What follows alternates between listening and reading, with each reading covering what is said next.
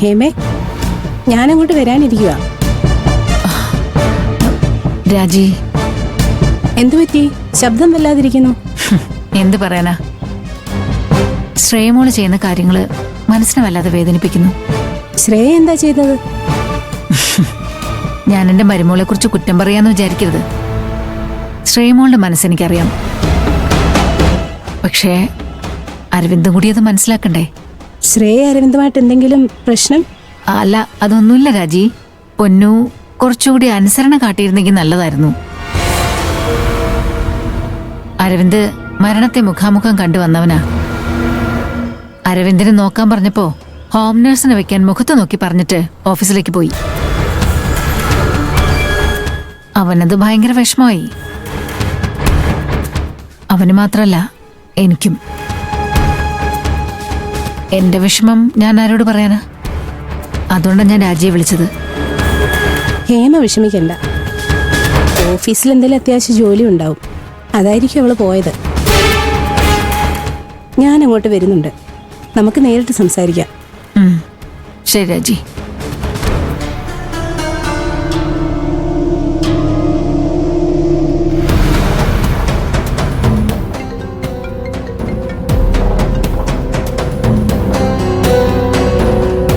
ആ മമ്മി, നീ എവിടെയാ മോളെ? ഞാൻ ഓഫീസിലേക്ക് പോയിക്കൊണ്ടിരിക്കാം മമ്മി. ഞാൻ എത്ര പറഞ്ഞാലും നീ അനുസരിക്കില്ലല്ലേ? എന്താ മമ്മി കാര്യം? ഹേമ വിളിച്ചിരുന്നു. എന്തിന്? നിന്റെ കാര്യം വളരെ വിഷമത്തോടെ സംസാരിച്ചത്. എന്ത് കാര്യം? നീ എന്തോ ഒന്നും അറിയാത്ത പോലെ സംസാരിക്കുന്നത്. ഓഫീസിൽ പോയ കാര്യം തന്നെ. ഓഫീസിൽ പോവാതെ വീട്ടിലിരുന്നിട്ട് എന്താ കാര്യം?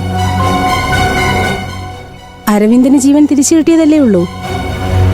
അവനെ നോക്കേണ്ടത് നിന്റെ ഉത്തരവാദിത്വമല്ലേ? ദേ മമ്മി വെറുതെ എന്നെ ദേഷ്യം പിടിപ്പിക്കല്ലേ. അവനെ കാണുന്നത് തന്നെ എനിക്ക് വെറുപ്പാ. നീ എന്തായി പറയുന്നത് മോളെ? നീ ചെയ്യുന്നത് ശരിയാണെന്ന് തോന്നുന്നുണ്ടോ?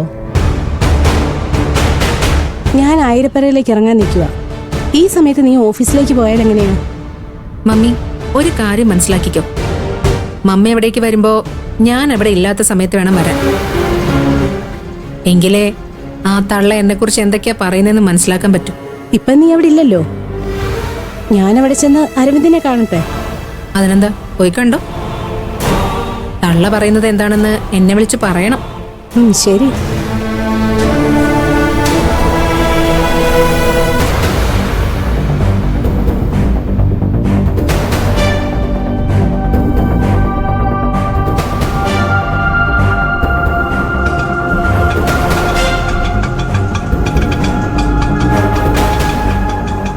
ഒന്ന് വെയിറ്റ് ചെയ്യണേ.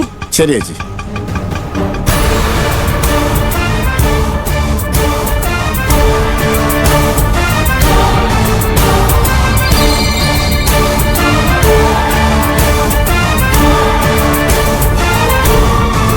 സുഖല്ല ആന്റി?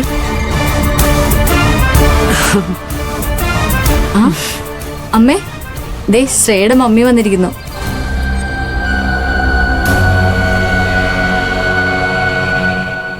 ഓ, ഇവിടെ എന്ത് നടക്കുന്നെന്നറിയാൻ പിന്നാലെ ചാരു ഉണ്ട്.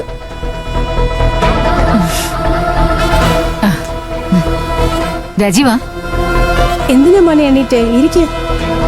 അശ്വതി, കുറച്ച് ഫ്രൂട്ട്സാ മോളെ. ആ, എന്തിനാ അമ്മ ഇതൊക്കെ വാങ്ങിച്ചേ? അതൊക്കെ പണ്ടേ ഉള്ള രീതിയല്ലേ എളിയ. വയ്യാതിരിക്കുന്ന ആളെ കാണാൻ വരുമ്പോ ഫ്രൂട്ട്സ് ഒക്കെ കൊണ്ടുവരിക എന്നുള്ളത്. അല്ലാതെ വെറുതെ കയ്യും വീശി വരാൻ പറ്റില്ലല്ലോ, അല്ലേ മമ്മി? ഞാൻ ചായ എടുക്കാം. എനിക്കൊന്നും വേണ്ട മോളെ.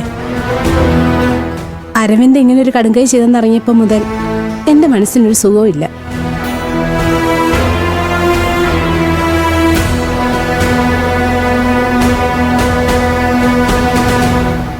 അരവിന്ദും ശ്രേയയും സന്തോഷത്തോടെ ജീവിക്കാൻ വേണ്ടി ഞാൻ പ്രാർത്ഥിക്കാത്ത ദൈവങ്ങളില്ല.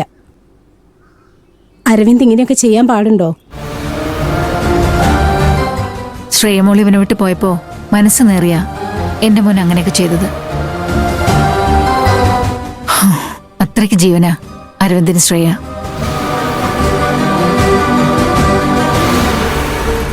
ശരി ആന്റി, ശ്രേയെ പോലൊരു ഭാര്യ നഷ്ടപ്പെടും തോന്നിയാൽ